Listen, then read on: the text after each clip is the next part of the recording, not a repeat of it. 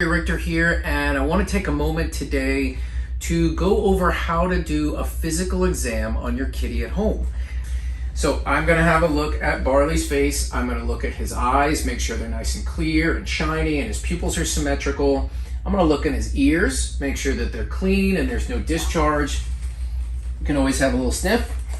Ear infections have a particular smell, so you get to realize that.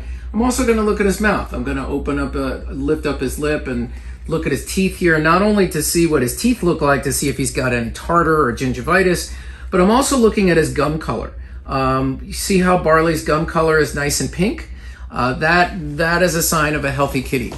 If you happen to notice that your cat's gums either look excessively red or they look kind of pale, that is something that you want to call your veterinarian about and have them have a look at it. So moving on from there, generally speaking, as I work my way down the body, I'm just having a feel just for lumps and bumps and swellings and just gently pressing around to see if there's anything that seems uncomfortable.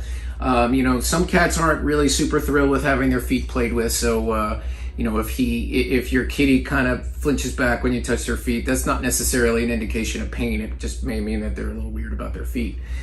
So I'm just going to kind of move my way back, just passing my hands along his body, underneath his chest, just to see if I can feel any lumps, bumps, any injuries, any swellings, anything that feels abnormal.